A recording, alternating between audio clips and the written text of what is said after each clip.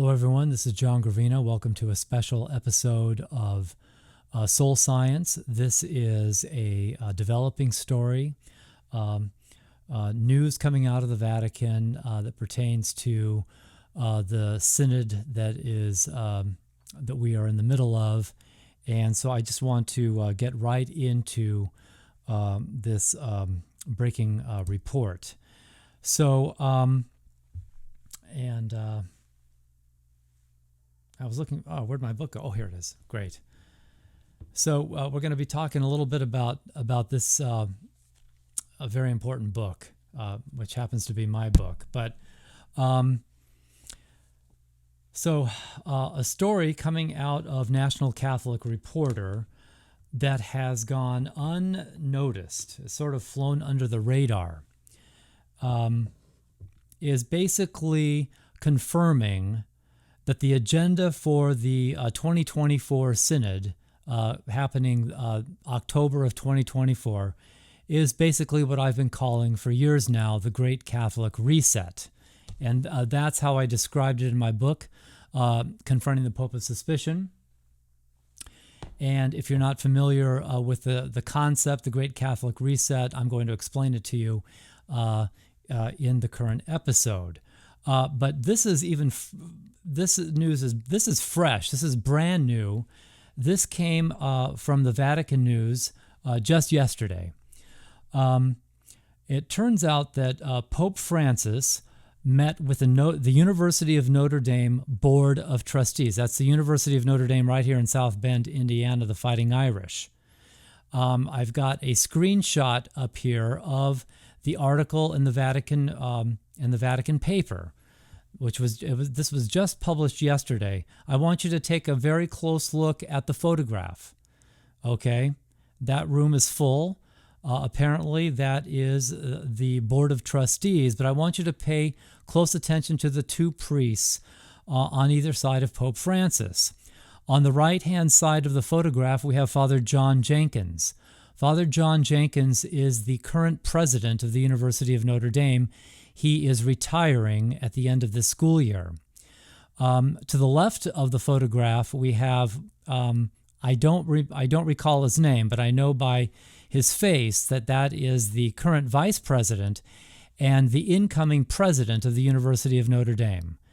So all the bigwigs from the University of Notre Dame flew across the ocean to meet with Pope Francis, apparently yesterday. Okay?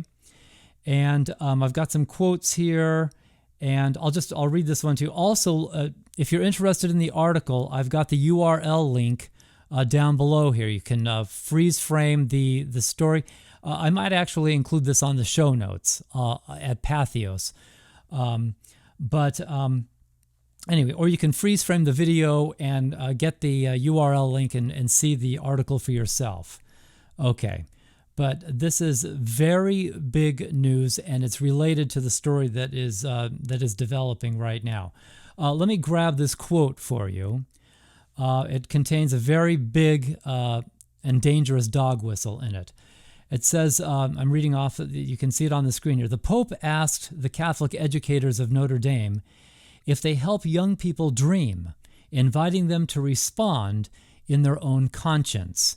If you know, if you've read my book, you know that conscience is a very big concept in Amoris Laetitia, and it was a very important and central concept in a heretical theology that was started in the 1970s by Charles Curran, who was fired and banned for life from ever teaching Catholic theology again by Pope John Paul II. So I'm not going to get into all the details. I just want to get to the developing news here. So anyway, conscience, that's a big dog whistle. It's in the article. There are a number of dog whistles in the article.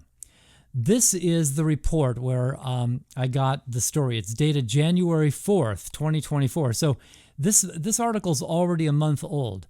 There has been nothing. There's been no discussion in the media of this incredibly important story. Okay? And I'm pretty sure I know why that is. One of the reasons why is because the Catholic media doesn't understand how important this story is, what a big development this is. And one of the reasons why so many of them haven't read my book, I guarantee you, if John Zmirak had seen this story, he would know exactly what this is about. So, National Catholic Reporter on January 4th of this year publishes an article, and the title of it is U.S. Bishops Are Asked to Hold Listening Sessions Ahead of the 2024 Synod Assembly. So we're getting a second round of listening sessions, and it only gets better. Now, as I said, there's been no discussion of this article at all. I wrote an article for Patheos, which I broke into two sections. It turned out to be just a very, very long article. And I was concerned that it got too long, and that's the reason why I'm doing this podcast right now. I felt like this is a very important story, and in a way, I buried the lead in the written report. So I'm just getting it out right now. The real important point about this is that there are listening sessions happening in the spring. Here's the URL if you're interested in getting to see my written report on this. But it's the content of these listening sessions that makes this such an important development. And as I said, here's the second URL link to my two articles on the National Catholic Reporter article. Okay, as I said, the announcement in the National Catholic Reporter is that there are listening sessions that are going to be happening this spring. So, we're talking about right around the corner.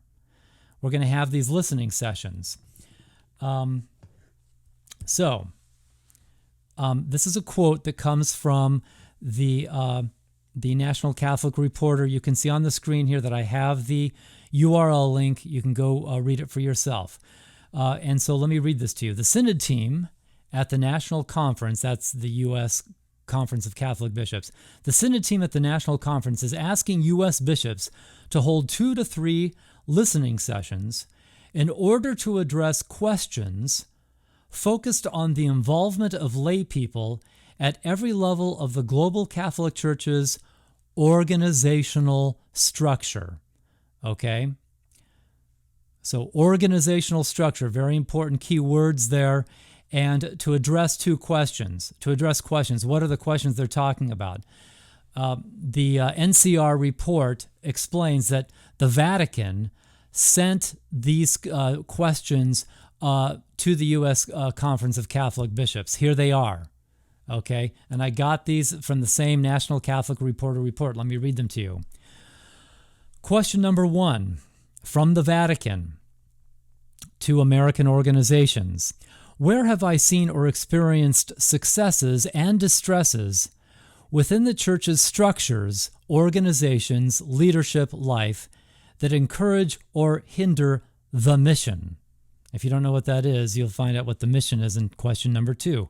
Question number 2, how can the structures and organization of the Church help all the baptized to respond to the call to proclaim the gospel and to live as a community of love and mercy in Christ? A community of love and mercy in Christ. That is a huge dog whistle, okay? Let me give you the dog whistle translation right now. And I know that because it's all in my book, okay? I explain it in my book, also in countless articles and interviews I've done with a number of people, John Zmirak, Jason Jones, Eric Metaxas, Patrick Coffin. I've done a number of interviews on this very important story. But anyway, so the questions are asking, how can we implement love and mercy at Catholic institutions? That means, how can we implement inclusion at our Catholic institutions? And inclusion means LGBT inclusion, okay? So, question, how do I know that mercy equals inclusion to Pope Francis? Well, this is also a new discovery that I made, but it's actually on his coat of arms. And this, my jaw dropped when I saw this. I came across this completely by accident. And I'm going to have to do a separate report on this. But his coat of arms has a motto, and I would butcher it if I tried. It's in Latin. I would butcher it if I tried to read it. But according to the USCCB website, and I've got the URL up there, you can see for yourself. His motto in the Latin roughly translates to, having mercy, he called him, and that refers to the call of St. Matthew.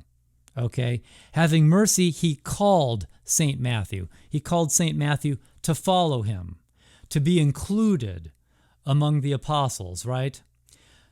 I got two very briefly. This is the quintessential inclusion gospel passage for the heretics in the church. And I know that. I've heard 2 homilies from my own local bishop on this. And what he explained very quickly when he was explaining the call of Matthew, he was saying that it wasn't just inclusion of Matthew, but it was inclusion of all of the people at his party, which is described in the Bible as all the sinners and the tax collectors and the prostitutes. All of them were included, and he explained that the Pharisees who were outside were excluded because they're party poopers and too judgmental. But Jesus included, and by the way, this party, which is filled with sinners, tax collectors, and prostitutes, represents the Holy Mass and represents the church. They are the church, right? This is 2 homilies, 2 years in a row, I've heard exactly the same homily from my local bishop. If you read traditional interpretations, what this story is about, it's about the call of Matthew as an apostle. Matthew left behind his sinful life as a tax collector and became an apostle and followed Jesus Christ. The rest of the people remained sinners and tax collectors and prostitutes, or at least it doesn't say. All I know is that in my own local bishop's homily, okay, the conversion of Matthew completely fades away, and this becomes a story about Pharisees versus sinners, tax collectors, and prostitutes. And it turns out that unrepentant sinners, tax collectors, and prostitutes, unrepentant, are the church, whereas judgy Pharisees are excluded from the church because they're too judgmental. I've heard that over and over again. Thus, okay, according to my own bishop, the call of Matthew is all about mercy and inclusion of even unrepentant sinners, okay? And I don't think it's a coincidence that Pope Francis put this on his coat of arms. I have to do a presentation on this. This goes back to the very beginning of Pope Francis's pontificate, okay? This apostasy was baked in from the very beginning, and it is at the heart and center of the Francis pontificate, what I'm describing to you. Okay? Mercy and inclusion for sinners is LGBT, mercy and inclusion. Okay? Now we know, and by the way, this inclusion, these questions are listening session questions for the Synod, so it's related to the Synod. Okay? Well, there were huge developments that took place at the conclusion of the 2023 Synod. If you've been following this in the news, you know that there are 3 publications that came out right after the Synod was concluded, and all of them were controversial, and I've got them right here. But they all reveal the true agenda of the Synod because they're all pointing to LGBT inclusion. All right? The first one is a motu proprio. This was published right at the conclusion of the Synod. It's called Ad Theologiam Promovendum, and it called for a paradigm shift and a cultural revolution in theology that is based on scientific research, based on science. So we're moving to a paradigm shift where theology is going to be based on science. That, by the way, is a heresy, right? If that science replaces or changes divine revelation, that's a heresy, okay? Now, the second publication is the Synod's final report. The Synod's final report, and even Bishop Robert Barron, complained about this. He said that the Synod final report says that scientific research, can actually change the Church's teachings on sexual ethics. That's a flat-out heresy, right? The Church's sexual ethics come straight from the Bible and the Ten Commandments. That is infallible doctrine. The Church is infallible on faith and morals. The Church's sexual ethics come straight from the Bible. In Veritatis Splendor, Pope John Paul II cites 1 Corinthians chapter 6, verses 9 to 10, in which St. Paul actually says flat out, sexual immorality leads straight to hell, and don't kid yourself about that, is what he says. And I just heard a very interesting lecture from Ralph Martin saying that there's a new translation, an official translation that will be sponsored by the United States Conference of Catholic Bishops, a new English translation in which it becomes that passage is more explicitly about sexual immorality, that's what the whole passage is about. And it says flat out, you cannot inherit the kingdom of God if you are sexually immoral. So the Synod final report, even by Bishop Barron's own accounting, says that science can change the Church's teachings on sexual ethics. That is flat-out heresy. By the way, the Dubia Cardinals, and there's a new set of Dubia Cardinals that published a new set of Dubia back in July of 2023, right before the Synod was about to get underway. That was their first Dubium. Their very first question was, can science change? Can anthropology or science or social science change the Church's teachings on morality and sexual ethics? That was the first question they asked. Because that very clearly is what is going on with the things that Pope Francis is pushing. Then the final publication was Fiducia Supplicans, and the whole world, bishops and cardinals all over the world just erupted in protest against Fiducia Supplicans, which called for blessings for same-sex couples. So you can see, if you put these are three post-synodal publications, and you put them together, all three of them are calling for a cultural revolution and a paradigm shift in moral theology and sexual ethics, okay, based on science. Let's let science determine our sexual ethics, not the Bible. And furthermore, let's go ahead and start blessing same-sex couples, okay? So what I'm saying is here, these three publications, when you put them together, show that we're dealing with doctrinal change in the area of sexual ethics, and more specifically, LGBT issues, okay? And that's exactly what the German Synodal Way is doing, right? The German Synodal Way says explicitly the Church has to change its teachings on homosexuality because those teachings are wrong, because they're based on the Bible, and we need science to determine our teachings on sexual ethics. And when we do that, we will see that there's nothing wrong with homosexuality and that it's perfectly normal.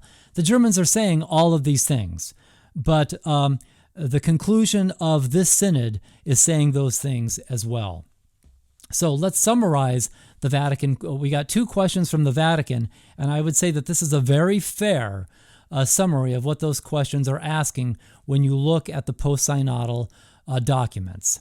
How can the institutions and organizations of the Catholic Church be more inclusive of LGBT people? Okay? Now, what organizations and institutions could the Vatican be talking about? Could Pope Francis be thinking of? Is he thinking about Catholic schools, for example? Here's a quote from the National Catholic Reporter, the very same article, very same URL link. And I'm quoting, "For the listening sessions, the U.S. Bishops' Conference recommends that dioceses reach out to voices that in their earlier consultations may not have been heard or were underrepresented." And here's the highlighted part. It also suggests collaboration with Catholic schools, colleges, nonprofits, and healthcare facilities. So what do you think Pope Francis is doing?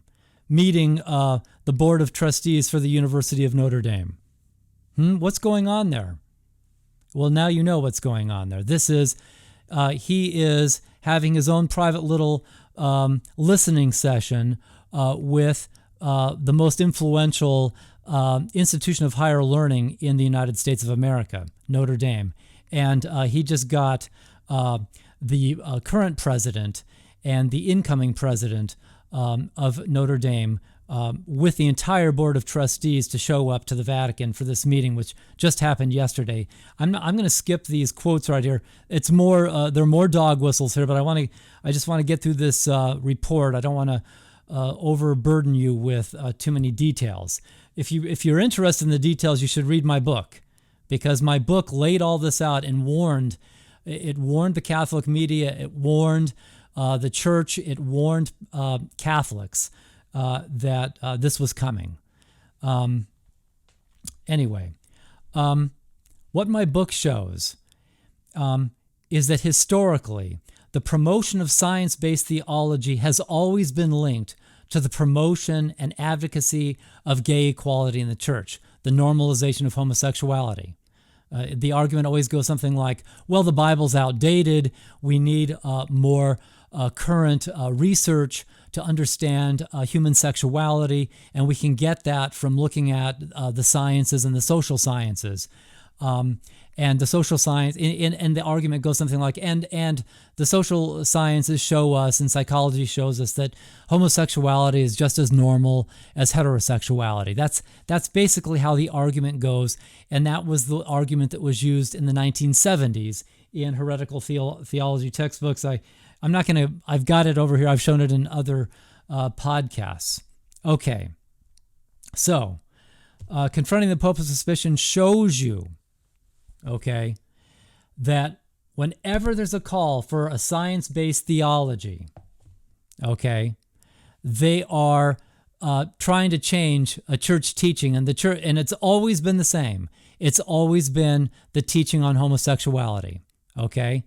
That was true in the 1970s when Charles Curran, he was the person that introduced this.